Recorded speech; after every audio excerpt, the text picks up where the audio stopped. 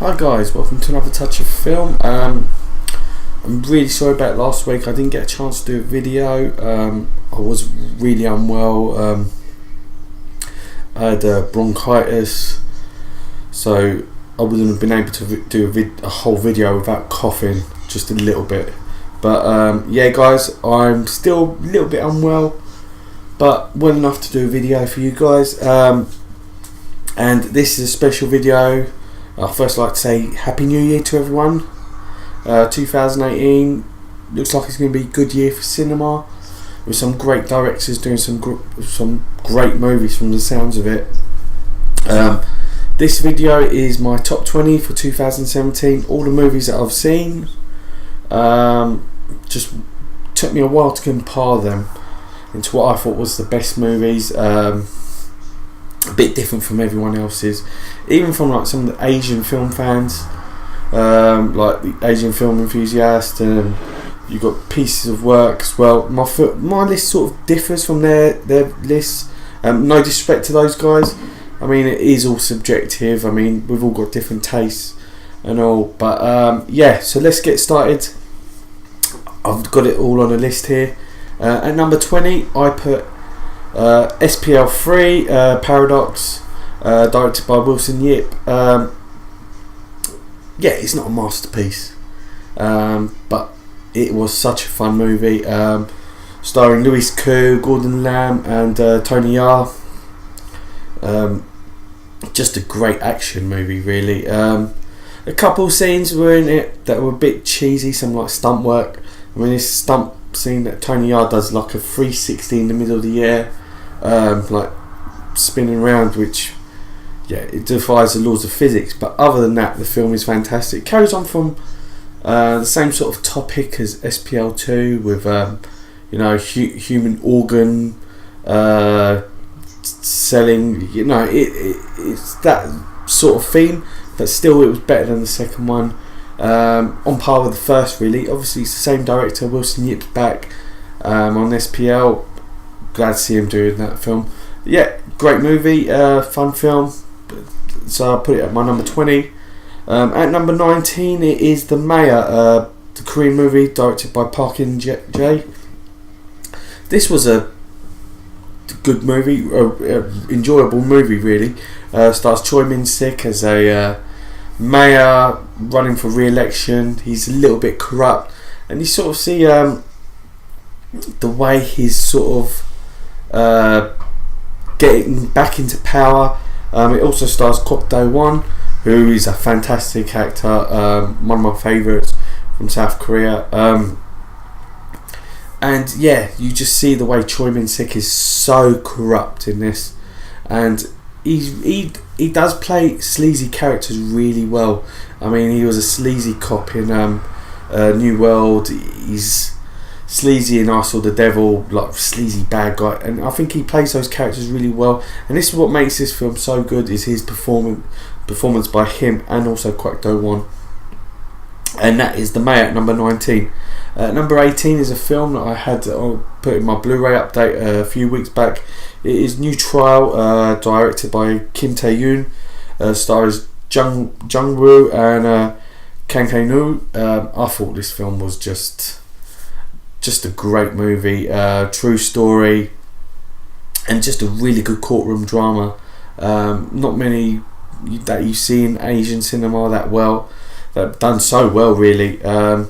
And New Trial is just brilliant. I really enjoyed it. I thought a great story, obviously based on true story, so it was absolutely a great movie. At number 17 it is Baby Driver. Yeah, I have got some Western movies in these. Baby Driver deserved to be in this list. I thought it was fantastic. Edgar Wright, the guy's such a great director, one of the best British directors around. Starring Ansel Elgort, Kevin Spacey, Lily James. And one thing that really stood out in this film is the editing. The editing is just perfect in this film. And I think performances are really good. It was so funny. I mean, the Mike Myers scene, just absolutely had me in stitches. Great movie, and yeah, what you'd expect from Edgar Wright. I think fantastic, and the soundtrack is superb, and just it was just done perfectly. The soundtrack with the movie. Yeah, that's number 17. Number 16, it is VIP, directed by Park Hyun-jung. This film I was looking forward to throughout the whole year. I thought it would probably be my top 10. Didn't impress me that much to make it into my top 10, but it was a great movie from this year. Just absolutely brutal, dark story. And yeah, really great performances. I really like these sort of like Korean movies which have like go into like the whole North Korean, South Korean issues, and I think VIP, doesn't go too deep into it, but it uses some of the story of what's going on. Next up at number 15, it is The Prison. I really enjoyed The Prison. I do like prison movies. I used to watch Oz when I was younger, and I think this is just a great story with so many twists in it. Directed by Na-hyun. I thoroughly enjoyed it. I thought the cinematography was good. I thought it was great action, great story, and the twist just you didn't see some of the twists coming. At number 14, quite low in this list. I thought it would be higher. Okja by Bong Joon-ho. I mean, I love Bong Joon-ho. I love all his movies. I think he's not made a single bad movie, but this movie is no way near on par with the rest of his catalogue. I think, it is a great movie, but I don't know. It just wasn't that much of a masterpiece like Memories of Murder or any of his other work, like Mother. Stars Jake Gyllenhaal, Tilda Swinton, Paul Danan. I thought, otherwise it's a fun movie. I think it has a little bit of an agenda with the whole veganism, vegetarianism, but it is what it is. But yeah, it was well made, let's just say that, and the performances, especially by Jake Gyllenhaal, were just brilliant. And number 13, we have On the Beach at Night Alone by Hong Sang-soo. One of the 3 films he directed this year. Stars Kim Min-hee. Great performance by Kim Min-hee. The screenplay was fantastic. I thought, you can't get anything better from Hong Sang-soo. Great cinematography, and he gets really good performances from his cast, especially with like Kim Min-hee. I think he knows how to direct her, and I think he's done a really good job with this movie. Definitely one to get, and it's just come out on Blu-ray as well, so I can't recommend that, guys, enough. At number 12, it is 3 Billboards Outside Ebbing, Missouri. I just recently saw this. I do love Frances McDormand. I think Fargo is just fantastic. And all her performances, even Burn After Reading. I think Burn After Reading was just brilliant. Another great movie that she's in. She worked well with the Coen brothers, and Martin McDonagh is just a great director. I think his movies are fantastic. In Bruges was brilliant, and a great movie, very touching, and Woody Harrelson's performance is so heartbreaking. I really like him in this movie, and Sam Rockwell is just hilarious. I think he's actually, I know he gives a serious role, I just thought he was really funny in this, and another great performance from him. He's just fantastic. At number 11, we have Jordan Peele's Get Out. This film, before going in to watch it, I had no knowledge about what this film was about. All I know, it covered race, and that's it really. People saying, it's a racist film. Some people saying, no, it's not racist. I really didn't know anything about it, but after seeing it, it just blew me away. And I had to see it a second time that same week. So yeah, a fantastic movie. And Jordan Peele, I mean, I didn't really think he was capable of doing a film like that, because, you know, he's a comedian. All I knew him from in terms of cinema was Keanu. But yeah, he was brilliant. Brilliant just directorial move from him. What's his name in it? Daniel Kaluuya. Really great performance from him. I mean, I'm not a big fan of his. I think he's pretty average as an actor, but yeah, he was really good in this. But I think the whole ensemble was just great casting, and yeah, little comedy elements in it that I thought really that just needed to break that tension in that film. It had me on the edge of my seat throughout the whole film, and you do not see what's coming, and when you watch it the second time, you spot little things in there which I just thought was brilliant. And at number 10 we have Closeknit, directed by Naoko Ogigami. Now this film is, I mean, I'm not one of those guys that watches many social justice type films, you know. I think everyone should be, you know, treated fairly, no matter what your gender is, whatever your sexual orientation is. LGBTQ, I respect everyone. This film just was so elegantly done. I just think it is a fantastic story. Story of a young girl who's neglected by her mum. She goes to live with her uncle, and there she meets her uncle's transsexual partner, and just the relationship building in that film. She goes from someone who's like, you know, not really, it just takes her time to adjust to being around a transsexual person, and I just think the film is just so beautiful and just fantastically done. It doesn't push it in your face about, you know, LGBTQ rights. No, it's not about that. It is just a relationship and, you know, a family, and I think it is just so beautiful. I highly recommend this to anyone who can get a chance to see it. It's not easily available around in the UK. There is a Japanese Blu-ray of it. It's a bit pricey. I know a couple of my subscribers have got it. Raki's got it. He keeps on telling me how much he loves it. He's one of my subscribers, and shout out to him. Happy New Year, buddy.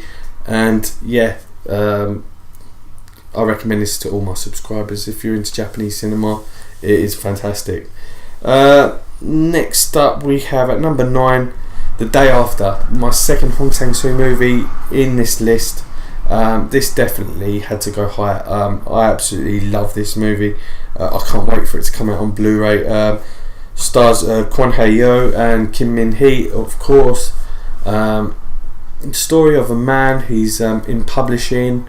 He employs Kim Min-hee, and his wife is just he's having an affair with his ex-employee. His wife doesn't know about it. She comes about and thinks that he's having an affair with Kim Min-hee, which is his new employee. Brilliantly told story. It's just so funny. I think it is Kim Min-hee's most Hong Sang-soo's funniest movie. I just, you know, I love this movie. I think it is just fantastic, and the cinematography is gorgeous. This needs to get a Blu-ray release like soon. I just can't wait for it to see it again. Next up at number 8 we have Our Time Will Come, directed by An Hui. An Hui is just one of the greatest Chinese directors. I think she's just wonderful.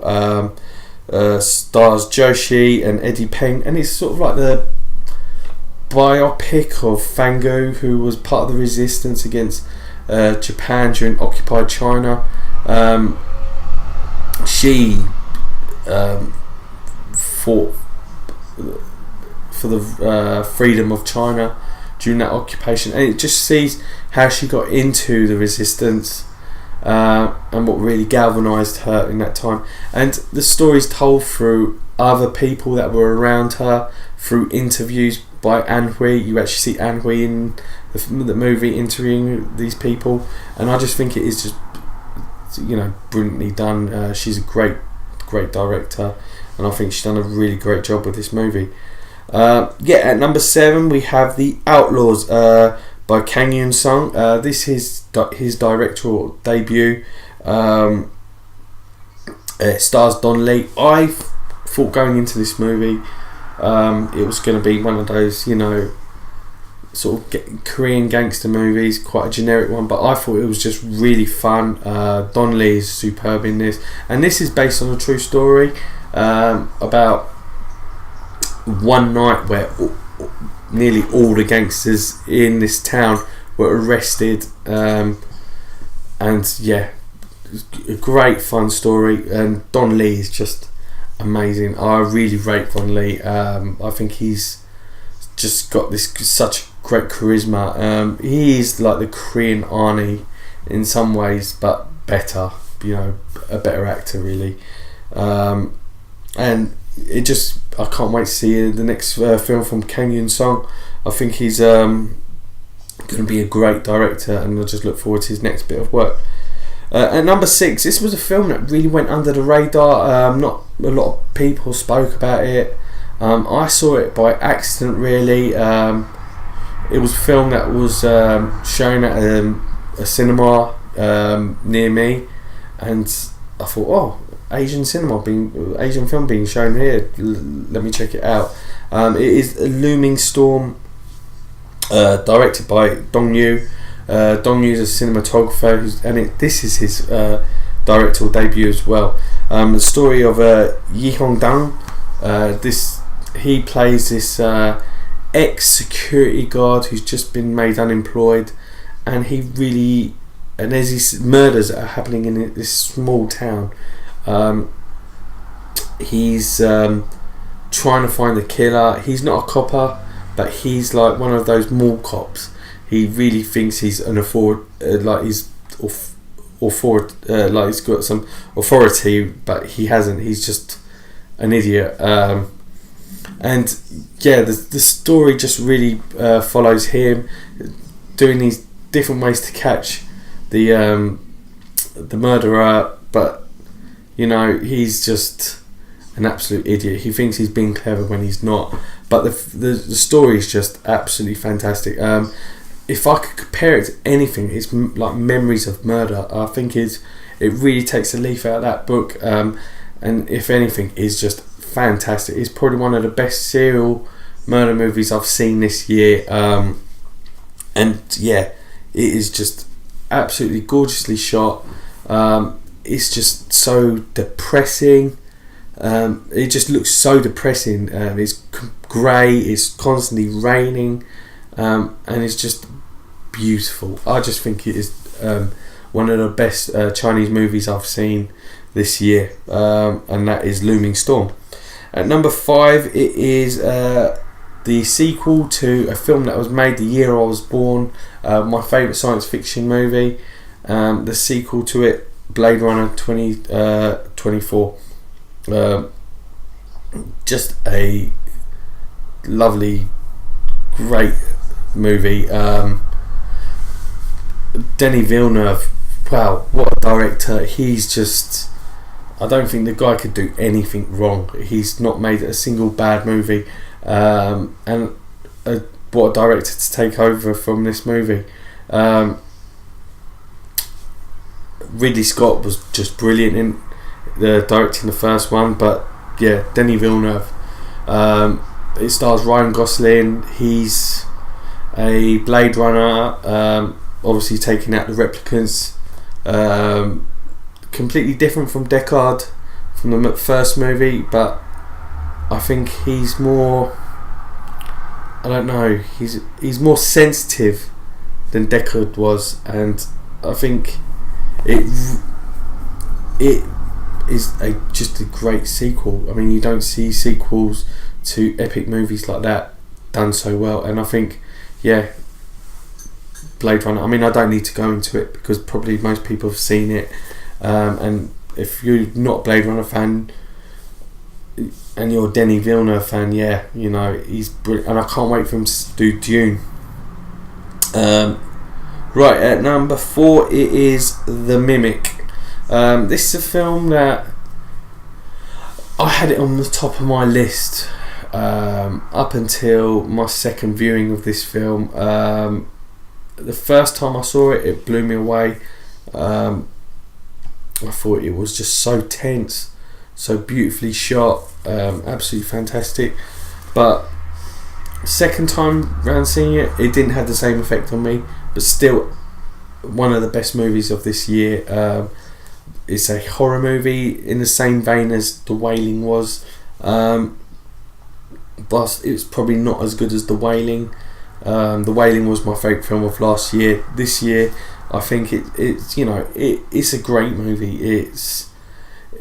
It tells the story of a family just moved back into a town, whilst they're looking for their missing son, and then comes along a mysterious girl, the same age as a son of the family, and I've reviewed this movie. Please check it out, my review. I'll go into more depth about this film.